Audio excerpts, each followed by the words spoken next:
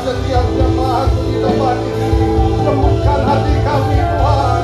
Janganlah ada yang mengeraskan hati Tuhan. Biarlah setiap urapanmu Tuhan boleh terus Tuhan melawat menjamah setiap kami, mengubah seluruh hidup kami, mengubah cara berpikir kami, mengubah cara pandang kami.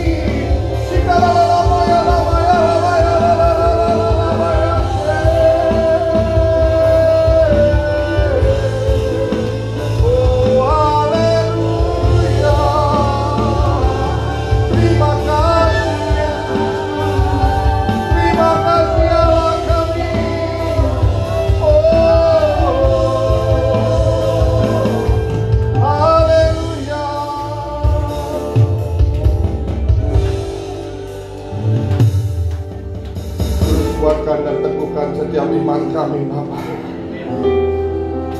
di dalam setiap langkah-langkah kami, di dalam setiap pergumulan masalah kami. Kami mau terus Tuhan berseru kepada Engkau, karena firman-Mu mengatakan, berserulah kepadaku di masa kesesakan, maka aku akan meluputkan Engkau, aku akan memberikan jalan keluar kepadamu. Aku akan membebaskan Engkau, aku akan melepaskan Engkau, aku akan memberikan kemenangan dari satu anugerah yang lain. Kami percaya Tuhan, tahun ini adalah tahun double anugerah, tahun double kasih karunia, tahun double penyertaan, penyediaan atas setiap kami. Kami percaya Bapa, Engkau sendiri yang merindukan untuk terus memberkati setiap kami. Engkau sendiri yang merindukan kepada setiap kami untuk memberikan damai sejahtera-Mu Bapa, agar hidup kami penuh dengan sukacita yang daripada-Mu Bapa. Sukacita surgawi turun atas setiap umat-Mu di tempat ini Bapa, karena kami berharap kepada Engkau, kami berseru kepada Engkau, kami mengandalkan Engkau. Terima kasih Tuhan Yesus Kristus. Terima kasih Bapa. Berikan telinga seorang murid kepada kami, kalau sebentar kami akan mendengarkan kebenaran firman-Mu Tuhan. Biar kami mudah diajar, biar kami mudah dibentuk, biar kami mudah untuk menggenapi setiap visi, setiap janji-janji-Mu, setiap kebenaran firman-Mu Bapa. Terus urapi umat-Mu di tempat ini, urapi setiap kami Tuhan. Bahkan hamba-Mu yang akan menyampaikan isi hati-Mu Bapa, pakai lidah bibir mulut hamba-Mu. Allah Roh Kudus bertahta berkaryalah sebebas-bebasnya. Hamba menyadari hamba terbatas, hamba menyadari hamba tidak mampu, hamba menyadari hamba tidak bisa. Tapi kami percaya Bapa, pada saat Engkau mengurapi hamba-Mu, Engkau yang memampukan hamba-Mu, bahkan Engkau yang menyembunyikan hamba-Mu ini di balik salib-Mu Bapa. Biar hanya Engkau yang dimuliakan, Engkau yang semakin besar di tempat ini, semakin diagungkan, ditinggikan Bapa. Berikan roh takut akan Engkau kepada kami, berikan rasa takut, rasa gentar, rasa hormat akan Engkau kepada setiap kami Bapa. Terima kasih Tuhan Yesus Kristus. Dan Engkau juga yang terus menyelidiki hati kami. Kalau siang hari ini Bapa, kami mau menyambut tubuh dan darah-Mu sebagai makanan dan minuman yang menyegarkan tubuh, jiwa, dan roh kami. Oleh karena itu Tuhan, terus selidiki hati kami. Perkenankan kami untuk menerima tubuh dan darah-Mu yang menjadi pengingat bagi setiap kami, bahwa Engkau yang sudah menyembuhkan kami, bahwa Engkau yang sudah menebus segala dosa-dosa kami, Engkau yang sudah menebus, membebaskan kami dari segala kutuk-kutuk dosa kami. Terima kasih Bapa. Ampuni segala dosa kami, ampuni Tuhan. Kami mohon perkenanan-Mu Tuhan. Kami mohon perkenanan-Mu Tuhan, untuk kami boleh menerima perjamuan kudus ini Bapa. Terima kasih Tuhan Yesus Kristus. Terima kasih ya Allah. Terima kasih Bapa. Terpuji-pujilah ya Allah kami yang hidup. Segala keagungan, kehormatan, kemuliaan hanya Engkau Allah yang layak menerimanya. Di dalam dan demi nama Tuhan Yesus Kristus, kita siap mendengarkan firman Tuhan dan siap diberkati oleh Tuhan. Haleluya, sama-sama katakan amin. Sebelum duduk, yuk kita angkat Alkitab kita di tangan kanan kita. Kita akan sama-sama mendeklarasikan firman Tuhan dengan suara yang kuat, dengan iman yang teguh. Kita deklarasikan firman Tuhan ini dalam hitungan yang ketiga. 2, 3. Aku percaya firman-Mu berkuasa. Aku percaya firman-Mu dapat mengubah seluruh hidupku. Aku percaya firman ini adalah Tuhan sendiri. Aku siap untuk menerimanya dan melakukannya. Dalam nama Yesus. Haleluya. Amin. Silakan duduk Bapak Ibu Saudara. Shalom. Shalom. Oke. Kita akan melanjutkan pengajaran dari senior pastor kita. Boleh materinya?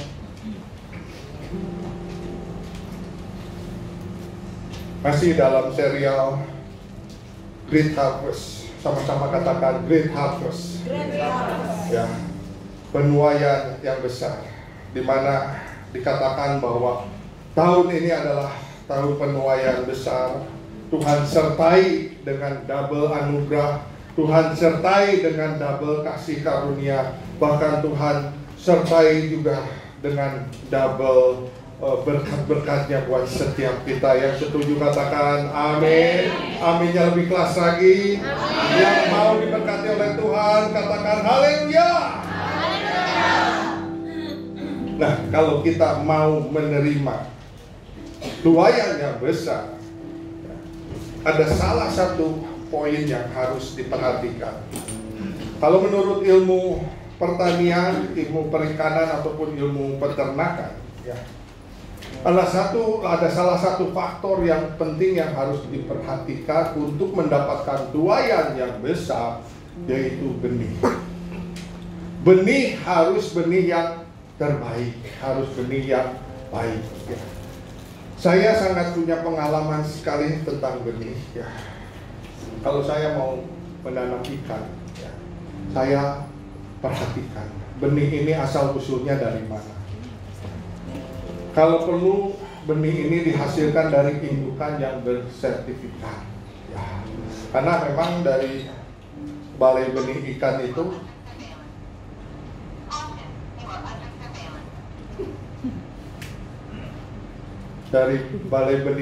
itu ya, indukan itu memang dikhususkan memang untuk dipijahkan atau ditelurkan.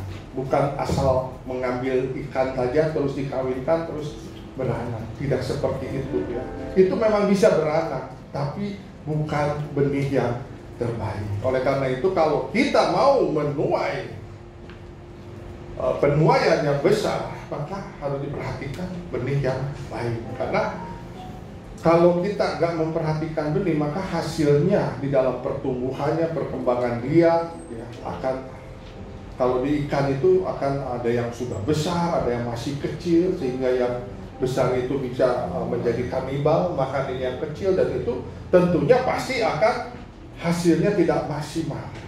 Ya, begitu juga di pohon-pohonan, kalau kita mau mendapatkan durian yang baik, ya tentu benihnya juga harus durian yang baik. Kalau kita mau sangking, mau bawor, mau durian hitam, ya harus cari benih yang terbaik. Ya. Nah, benih ini berbicara juga tentang visi, atau benih sama dengan visi. Visi juga harus visi yang baik, visi yang transparan, ya, yang clear, yang mudah dibaca, mudah dimengerti. Ya. Seperti contohnya visi yang ada di gereja kita. Ya. Ada yang belum hafal dengan visi gereja kita? Boleh angkat tangan? Nggak akan dimarahin, no? Hafal atau lupa? Nah, kalau lupa, setiap bulan dari ibadah itu kan ada Pak Miming sudah bikin itu spanduk visi gereja. Setiap bulan baca supaya teringat gitu ya. Lalu ya kita tanam di dalam hati kita dan kerjakan. Ya. Visi gereja kita ini visi yang mudah dibaca. Setuju Bapak Ibu Saudara? Mudah dimengerti. Ya. Membangun jemaat yang kudus. Itu kan mudah dibaca dan mudah dimengerti. Ya. Dewasa dan mengalami terobosan. Ini step by stepnya itu jelas gitu ya, clear gitu kan. Saudara dan saya harus membangun menjadi jemaat yang kudus. Kita yang harus berkenan kepada Tuhan. Hidup kita harus benar di hadapan Tuhan. Karena Allah kita adalah Allah yang kudus. nggak mau Tuhan kita bergaul dengan orang yang nggak kudus. Ini adalah visi gereja kita, membangun jemaat yang kudus. Ya. Dan setelah hidup kita benar di hadapan Tuhan, lalu kita mau menerima pengajaran-pengajaran, pemuridan-pemuridan. Kalau disuruh baca firman, ya baca firman. Ya. Karena deklarasi firman Tuhan, firman ini dapat mengubah seluruh hidup kita. Manusia nggak bisa mengubah sesama manusia, tapi hanya firman Tuhan, hanya Roh Kudus yang bisa mengubah setiap kita. Ya, ini deklarasi firman. Setelah kita dewasa, karena kita belajar, makanya kalau kita dewasa tentunya ke depan nggak akan ada yang mudah marah, nggak ada yang mudah tersinggung, nggak ada yang kepahitan, yang ketawa katakan amin.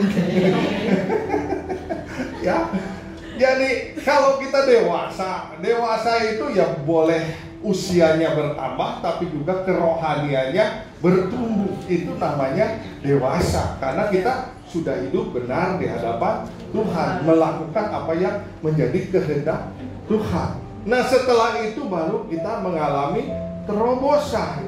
Terobosan ini bukan berbicara tentang duit melulu.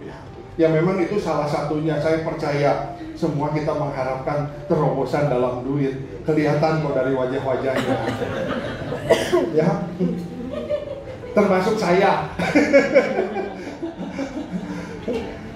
Kita ingin mendapatkan terobosan, ya, bukan cuma masalah materi, tapi terobosan dalam kerohanian kita, ya, supaya kita dewasa. Ya, ini terobosan-terobosan dalam kesehatan, terobosan dalam rumah tangga, dalam keluarga, dalam pendidikan anak-anak, semua mengalami terobosan. Amin. Jadi visi gereja kita ini sudah transparan, ya, mudah dibacanya, mudah dimengerti, mudah nggak dilakukannya?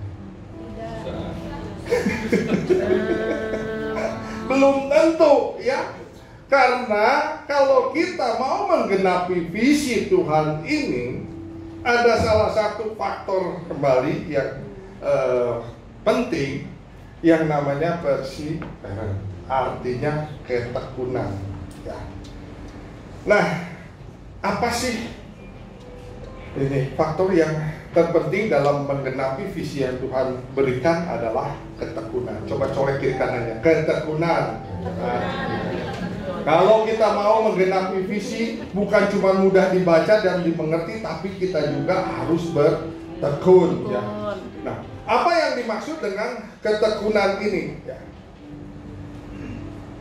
Apa yang dimaksud dengan ketekunan? Ketekunan adalah memiliki kekuatan untuk bertahan dalam situasi yang sulit. Katakan memiliki kekuatan. Memiliki kekuatan. Ya, untuk bertahan dalam situasi sulit. Atau dalam bahasa Inggris lainnya, long suffering, ya, punya kekuatan atau daya tahan yang panjang, yang cukup dalam menghadapi situasi yang sulit. Atau apa yang dimaksud dengan ketekunan dalam Kamus Besar Bahasa Indonesia, ini artinya rajin, ya, kerja keras, sungguh-sungguh. Kalau saya boleh tambahkan lagi, punya kesabaran, punya pemikiran yang positif, ya. Ini atau fokus juga di dalam kita bertekun ini, kita harus fokus mengerjakannya. Ya. Ini menurut Kamus Besar Bahasa Indonesia. Ada statement dari senior pastor kita yang mengatakan bahwa kadangkala jarak antara gagal dan sukses hanya satu langkah, yaitu ketekunan. Ya. Tadi visi mudah dibaca, mudah dimengerti. Kalau kita tidak mau melangkah, kalau kita tidak mau mengerjakannya, kalau kita tidak mau bertekun, bisa nggak sukses? Tentunya nggak bisa. Jadi untuk sukses dan gagal, pilihan Bapak Ibu Saudara. Kita mau mengerjakannya, kita mau bertekun, ya, dengan jangka waktu yang panjang untuk menghadapi kesulitan ini, ya, maka kesuksesan akan kita raih. Ya. Ketekunan itu tidak akan pernah mengkhianati hasil. Kerja keras kita tidak akan pernah mengkhianati hasil. Usaha kita juga tidak akan pernah mengkhianati hasil. Kalau usaha kita, ketekunan kita asal-asalan, ya terima saja kegagalan. Ya. Ada seorang yang bernama Thomas Alva Edison. Dia yang menciptakan lampu pijar.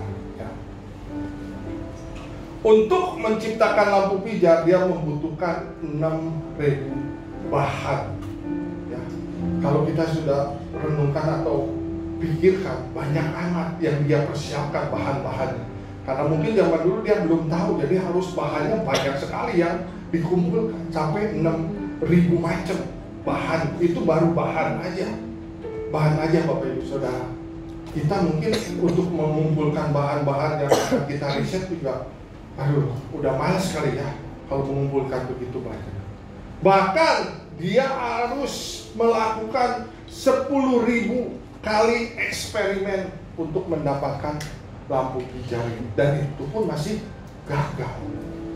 Bayangin ya Bapak Ibu Saudara, kalau harus eksperimen 1000 kali aja, maka jemaat PTC Cilegon bertahan ya untuk melanjutkan eksperimen itu. Mundur, langsung nyerah, langsung balik kanan gitu ya. Tapi kalau Thomas Alva Edison sampai menyerah, kita tidak akan pernah menikmati cahaya saat ini ya. Apalagi lampunya yang kelap-kelip yang membuat suasana atau ruangan menjadi lebih indah lagi ya. Nah, ini si Thomas ini benar-benar dia memiliki ketekunan ya. Ketekunan dalam kerja kerasnya, rajinnya, dan dia tidak henti-hentinya untuk mencoba. Bahkan banyak orang udah mungkin mengatakan, untuk apa? Udah 10.000 kali lo gagal. Untuk apa terus-terusan dikerjakan? Tapi Thomas cara berpikir orang yang bertekun, dia tidak mengatakan itu gagal. Dia bilang ini bukan gagal, tapi saya menemukan cara yang baru sampai 10.000, namun belum berhasil. Bukan kegagalan, tapi saya menemukan cara yang baru. Dikerjakan lagi, ada lagi dapat sesuatu buat lebih baik lagi, dikerjakan lagi. Dia berpikirnya seperti begitu orang yang bertekun. Bukan langsung balik kanan, putar 180 derajat langsung kita melarikan diri. Kalau begitu itu bukan orang yang bertekun ya. Jadi ini cerita Thomas Alva Edison yang melakukan pekerjaannya dengan tekun sehingga menghasilkan lampu pijar untuk kita nikmati saat ini semua. Yuk kita buka firman Tuhan dulu di dalam Yakobus 1 ayat 2 dan 3. Semuanya baca, buka Alkitabnya ya. Yakobus 1 ayat 2 dan 3. Yang sudah ketemu katakan amin. Yakobus 1 ayat 2 dan 3, belum semuanya. Yang sudah ketemu katakan amin. Amin. Ya, kita baca 2, 3. Saudara-saudaraku, anggaplah sebagai suatu kebahagiaan apabila kamu jatuh ke dalam berbagai-bagai pencobaan. Sebab kamu tahu bahwa ujian terhadap imanmu itu menghasilkan ketekunan. Yakobus mengatakan bahwa ujian terhadap imanmu itu menghasilkan ketekunan. Tadi kita sudah tahu apa arti dari ketekunan ya. Bahkan Yakobus mengatakan anggaplah sebagai suatu kebahagiaan. Ini orang macam apa gitu ya? Pada saat menghadapi masalah, saat jatuh dalam berbagai pencobaan, tapi dia mengatakan anggaplah sebagai suatu kebahagiaan. Artinya mentalnya sudah luar biasa. Berjalan bersama Tuhan, mengalami pengalaman pribadi dengan Tuhan, dia itu sudah luar biasa hebatnya ya. Nah, ada seorang hamba Tuhan, Corrie Boom, mengatakan bahwa ketekunan adalah sebuah kebajikan yang bertumbuh semakin kuat dengan cara latihan ya. Ketekunan bisa bertumbuh semakin hari semakin kuat dengan cara latihan ya. Kalau kita terus berlatih ya, tentunya segala sesuatu yang kita latih itu akan bertumbuh, akan berkembang, dan kita akan menjadi kuat ya. Nah, sekarang apa yang dikatakan oleh Paulus di dalam Roma 5 ayat 3 dan 4? Buka kembali firman Tuhan, kitab kita Roma 5 ayat 3 dan 4. Sudah ketemu Bapak Ibu Saudara? Amin. Belum semuanya. Roma 5 ayat 3 dan 4. Kita baca lagi dengan suara keras. 2, 3. Dan bukan hanya itu saja, kita malah bermegah juga dalam kesengsaraan kita, karena kita tahu bahwa kesengsaraan itu menimbulkan ketekunan, dan ketekunan menimbulkan tahan uji, dan tahan uji menimbulkan pengarahan. Saudara mau menjadi orang yang kuat, Amin. kita harus bertekun, kita harus tahan uji. Paulus juga mengajarkan kepada kita malah bermegah. Yakobus mengatakan pada saat menghadapi masalah, berbahagialah. Kenapa Paulus dan Yakobus bisa mengatakan berbahagia dan memegah pada saat menghadapi masalah? Karena dia sudah sering berlatih menghadapi pergumulan-pergumulan dan dia memenangkan pertandingannya. Makanya dia menjadi kuat. Makanya dia menjadi hebat, dan bahkan pada saat ada lagi pergumulan, biasa. Dia tahu bahwa endingnya Tuhan pasti menolong. Nggak ada amin. Pada saat menghadapi pergumulan, Paulus dan Yakobus tahu pasti bahwa endingnya Tuhan yang menolong. Amin. Begitu juga dengan Bapak Ibu Saudara. Pada saat menghadapi pergumulan, pada saat menghadapi masalah, pada saat menghadapi tantangan, kita juga harus yakin bahwa Allah turut bekerja di dalam setiap kita. Amin.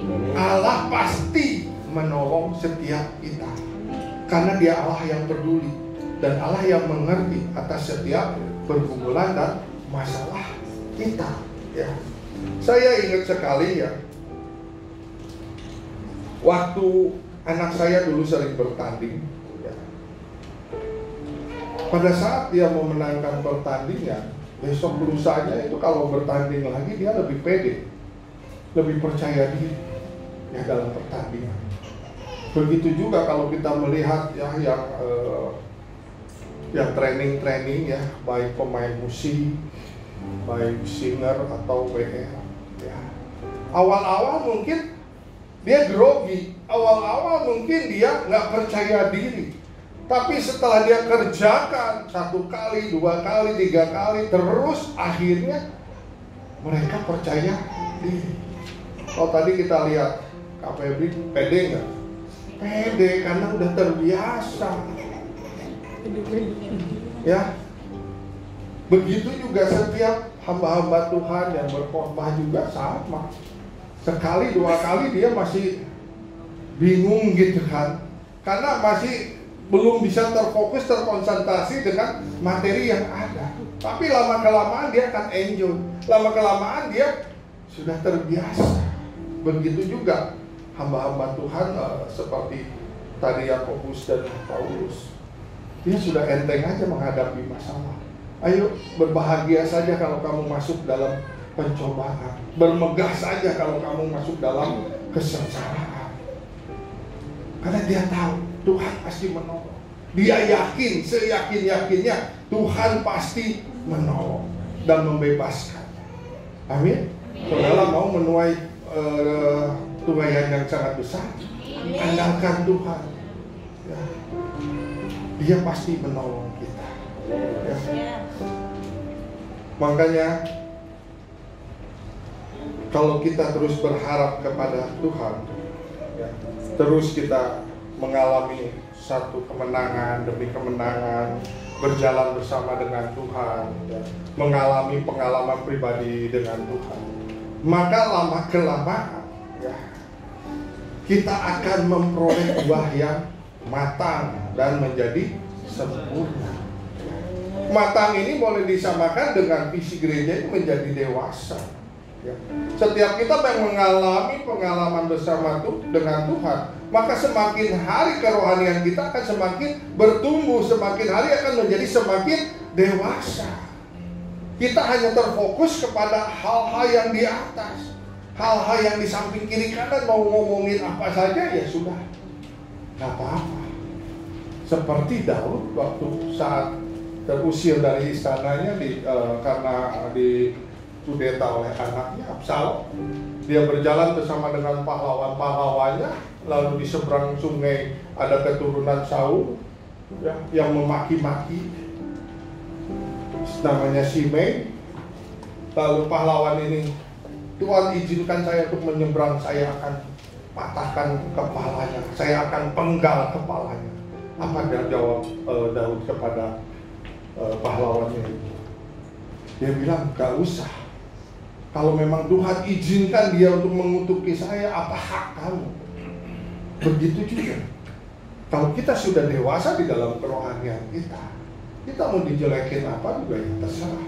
Kalau Tuhan izinkan ada orang-orang yang menjadi kalau firman Tuhan, besi menajamkan besi, manusia menajamkan manusia, biarkanlah itu menjadi proses untuk kita semakin hari semakin dewasa ya, karena kita juga ingin memperoleh buah yang matang dan menjadi sempurna, karena ini yang disukai oleh Tuhan. Kita menjadi dewasa, kita mengalami terobosan di dalam cara berpikir kita, cara berpandang kita, karakter kita. Ini yang Tuhan inginkan. Nah, dalam Alkitab yang lain, terjemahan yang lain, firman Allah yang hidup, Yakobus 1 ayat 4, di sini lebih jelas lagi dikatakan, sebab itu biarkanlah kesabaran saudara tumbuh dan janganlah melarikan diri dari persoalan yang saudara hadapi. Karena apabila kesabaran saudara telah berkembang sepenuhnya, maka saudara akan sanggup menghadapi segala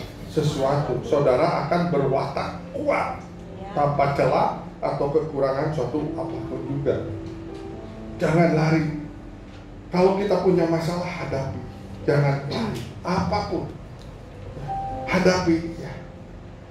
Sampai kita ini menggenapi firman Tuhan, sampai kita ini semakin percaya kepada firman Tuhan, sampai kita lebih yakin lagi bahwa Tuhan itu turut bekerja di dalam setiap kehidupan kita, menyelesaikan masalah kita, maka saudara akan sanggup menghadapi segala sesuatu. Seperti Yakobus dan Paulus, saudara akan berwatak kuat, artinya bermental yang kuat. Ada persoalan tidak lari, ada persoalan tidak melintir, dihadapi.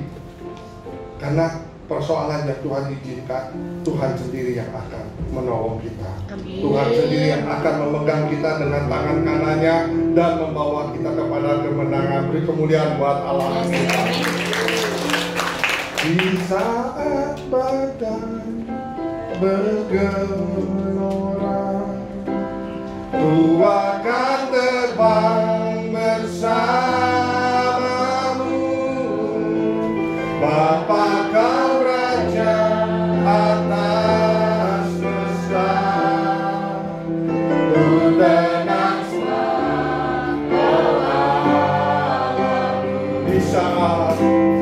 di saat badai bergelora, ku akan terbang bersamamu, Bapa kau Raja atas semesta. Ku tenang selalu kau Allahku. Ku tenang selalu kau Allahku. Ku tenang selalu kau Allahku.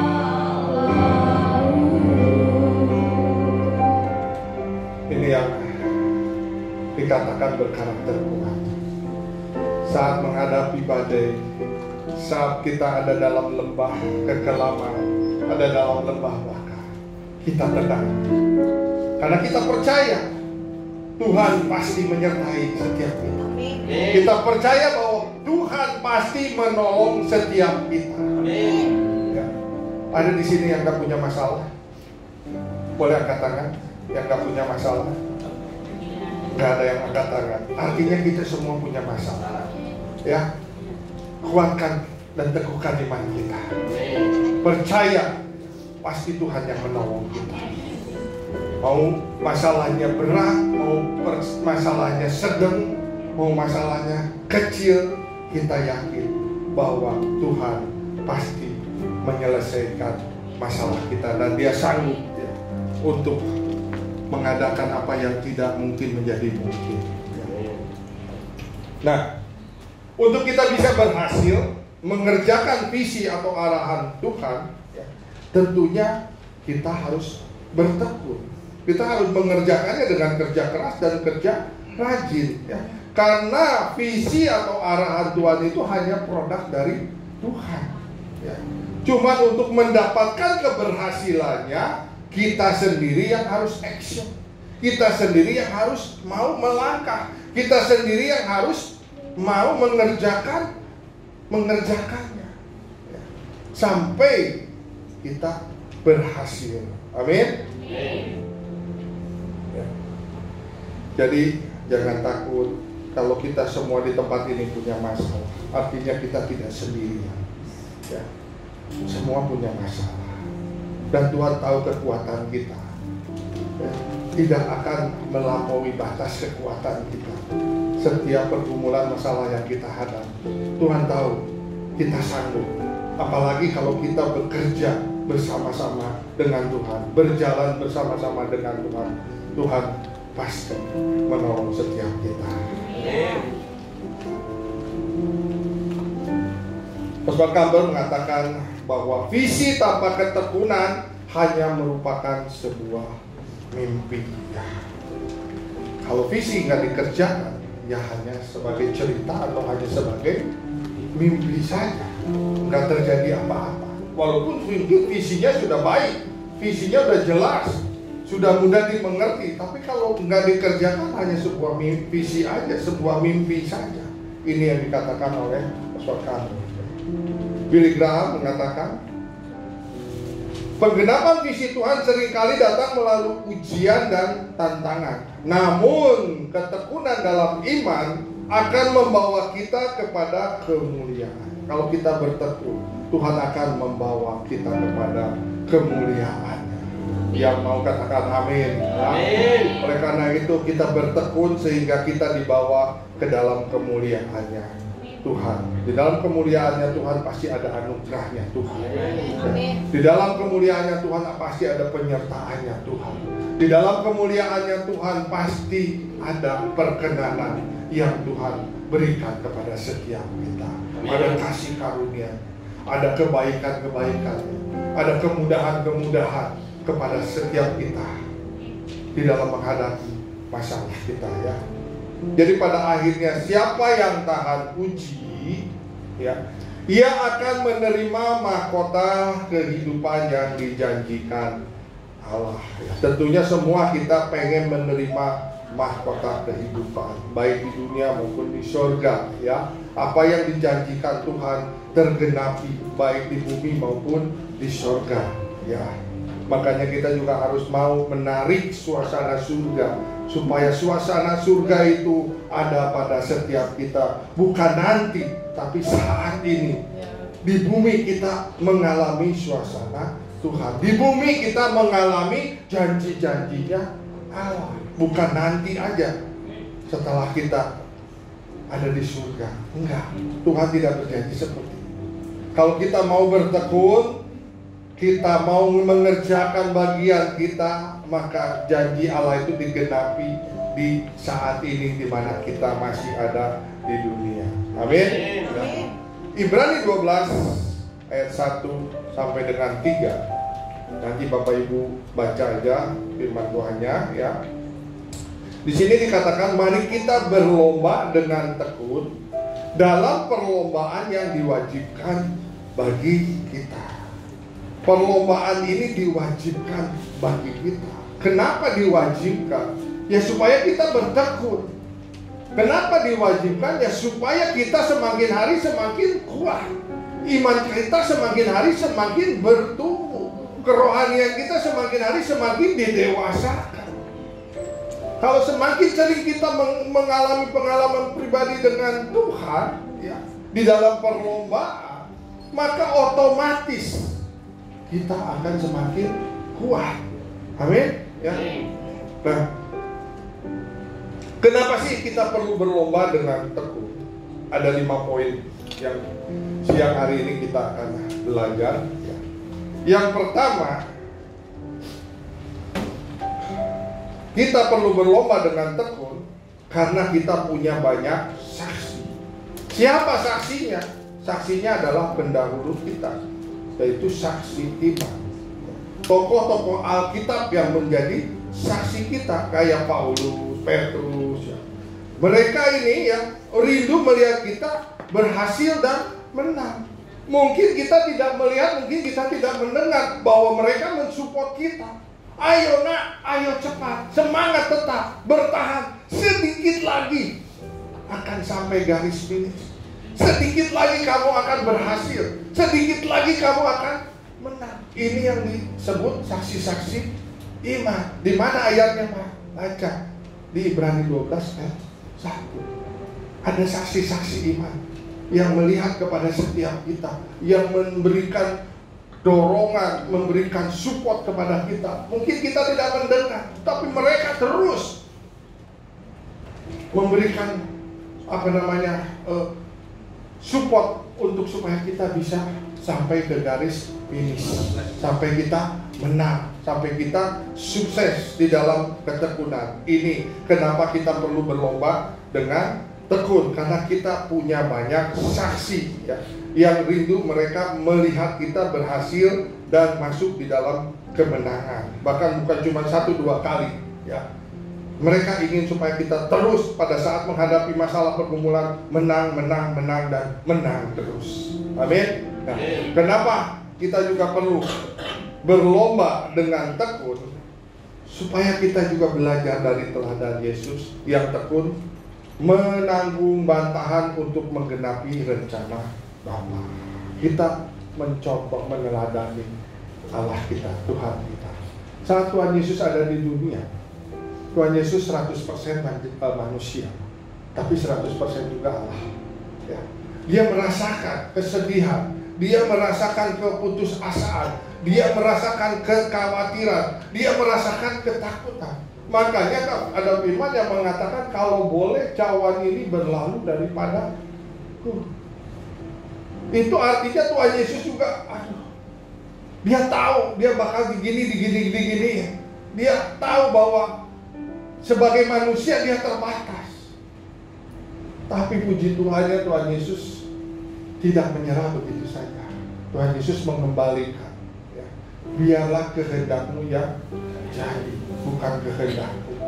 Kalau boleh cawan berlalu, tapi biarlah kehendak Tuhan yang jadi. Saat kita menghadapi masalah, ya kita harus teladani Tuhan Yesus. Mungkin saat kita tidak kuat, ya kita berseru biarlah kehendak Tuhan yang jadi. Kalau kita melihat kemarin Kak Dani memberikan ilustrasi, ya, Pak Miming narik, masih ingat? Narik rapia, ya, ada yang gulungannya pendek, ya. Saat ditarik sampai sana ternyata sudah selesai. Artinya masalah atau pergumulan kita ini tidak ada yang permanen. Masalah dan pergumulan kita ini ada ujungnya, ada akhirnya, ada kadaluarsanya. Jadi gak usah takut. Tapi juga ada yang gulungannya panjang.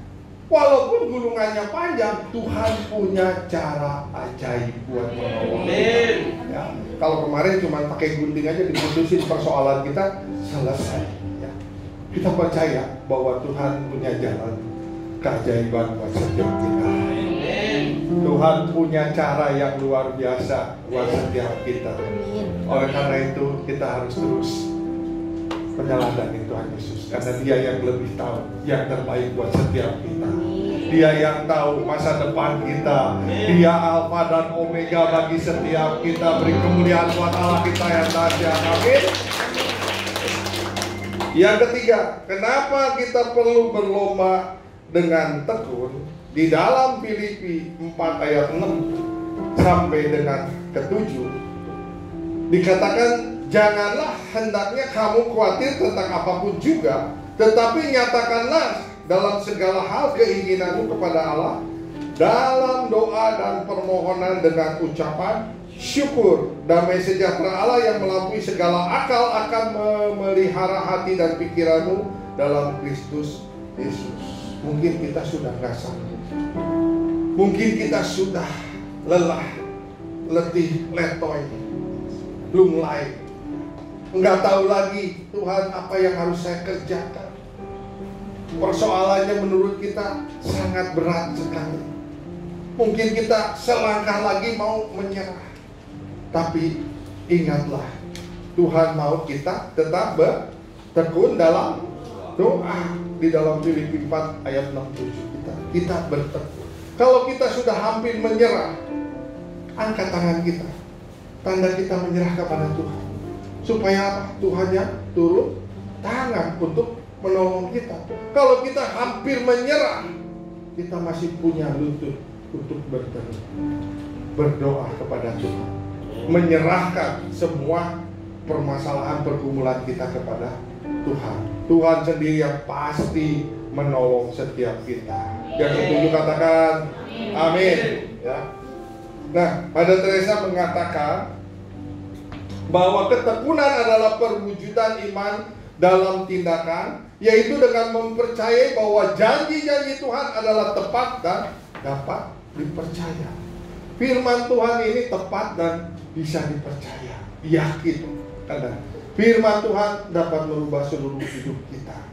Firman Tuhan menjadi barometer, menjadi kekuatan, menjadi solusi apapun juga persoalan masalah kita. Di sini ada semuanya. Kalau Pak Wiro mengatakan bahwa ini adalah manual booknya setiap kita di dalam menjalankan kehidupan. Kita punya masalah apa? Baca firman Tuhan. Ada jawabannya, ada solusinya, dan kita pasti bisa menemukan jawaban. Asal kita mau bertekun di dalam Tuhan. Amin. Kenapa kita juga perlu berlomba dengan tekun? Yang keempat, bentar lagi pulang ya. Saya ngelihat wajah-wajahnya udah lapar pak. Udah lawan ngantuk ya. Belum ngopi. Yang keempat, bentar lagi ya. Kalau kita tetap tekun, kita pasti melihat hasil dan pasti menuainya. Tadi sudah dikatakan ketekunan kita ya tidak akan mengkhianati hasil. Usaha kita tidak akan mengkhianati hasil. Kerja keras kita tidak akan mengkhianati hasil. Kalau kita mau mengerjakannya, kita mau melakukannya, pasti kita menerima hasil dan menuai di tahun tuaian yang besar ini. Amin. Kita semua berdoa ya. Tahun ini kita akan menuai banyak jiwa-jiwa. Amin. Tuhan percayakan banyak jiwa-jiwa dimenangkan. Tuhan percayakan nanti tidak ada lagi kursi-kursi yang kosong ya. Semuanya terisi dengan jiwa-jiwa yang Tuhan kirimkan, yang Tuhan percayakan. Karena kita mau bertekun di dalam Tuhan, kita mau mengerjakan apa yang menjadi kehendak Tuhan. Amin. Galatia 6 ayat yang ke-9 dikatakan, jangan jemu berbuat baik, karena apabila sudah datang waktunya kita akan menuai jika kita tidak menjadi lemah. Kalau sudah waktunya Tuhan. Saya katakan sekali lagi bahwa pergumulan dan masalah kita itu tidak ada yang permanen. Pasti ada kadaluarsanya, pasti ada ujungnya. Ya, tunggu saja waktunya Tuhan. Sabar, ya. Sabar dalam menghadapi masalah kesulitan kita. Tuhan pasti memberikan jawaban. Tuhan pasti memberikan kemenangan bagi setiap kita. Ya. Selain yang disukai oleh jemaat di tempat ini, selain yang terakhir, Udah. Tapi ingat ya, bahwa survei membuktikan bahwa cuma 2% aja yang diingat pada saat mendengar khotbah. 8% pada saat kita mencatat. Tapi 50% pada saat kita mau melakukan, mengerjakan apa ya. Jangan pilih yang 40% ya. Karena yang 40% Tuhan tekan dulu. Kita punya masalah yang sangat berat, baru kita mau mencari Tuhan. Pilihlah yang 50%. Dengan kesadaran sendiri kita mau bertekun di dalam Tuhan. Kenapa kita perlu berlomba dengan ketekunan? Yaitu ketekunan adalah syarat untuk kita melihat janji Allah digenapi dalam hidup kita. Ini adalah syarat ya. Syarat untuk kita melihat janji-janji Allah tergenapi di dalam kehidupan kita. Satu lagi, Oswald Campbell mengatakan iman adalah titik awal, namun ketekunan adalah proses yang membawa kita kepada terwujudnya janji-janji Tuhan. Amin. Tuhan Yesus memberkati. Mari kita siapkan hati, kita akan masuk di dalam perjamuan kudus ya.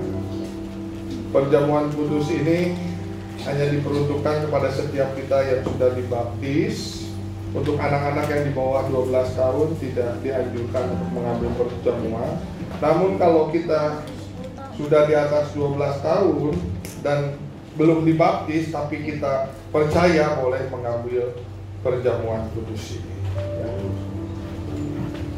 Sebelum kita menyambut perjamuan kudus, saya undang Bapak Ibu Saudara bangkit berdiri. Apakah semua sudah terlayani, sudah mendapatkan roti dan anggur?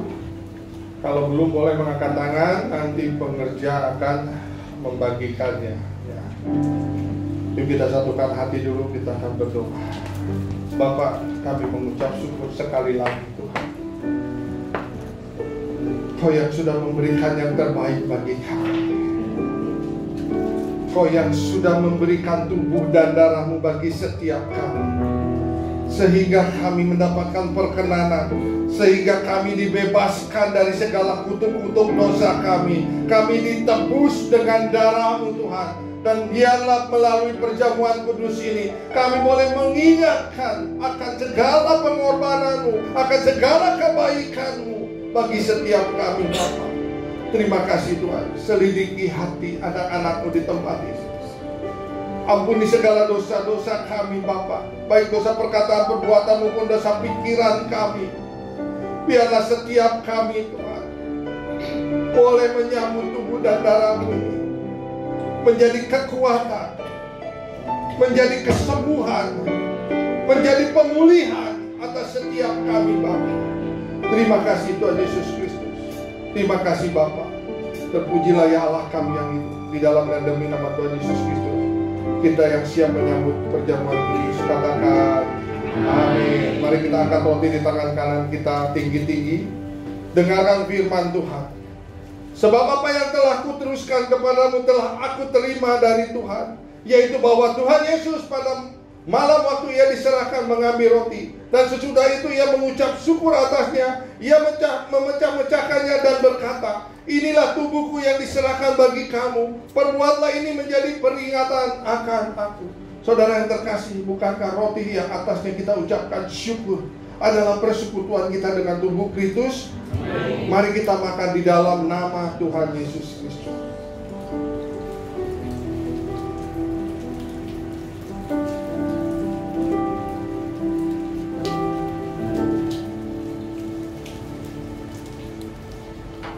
Sekarang kita angkat cawan kita di tangan kanan kita tinggi-tinggi.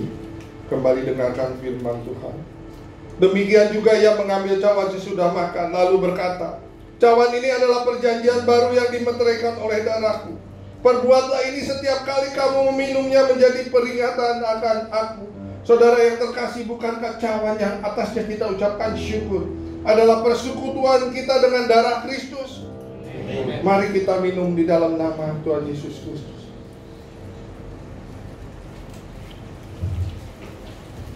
Angkat kedua tangan kita. Katakan terima kasih Tuhan. Terima kasih Bapa. Terima kasih Yesus. Angkat suara kita, jangan ada yang berdiam diri. Katakan terima kasih untuk pengorbanan Tuhan Yesus Kristus. Katakan terima kasih untuk kebaikan Tuhan Yesus Kristus. Terima kasih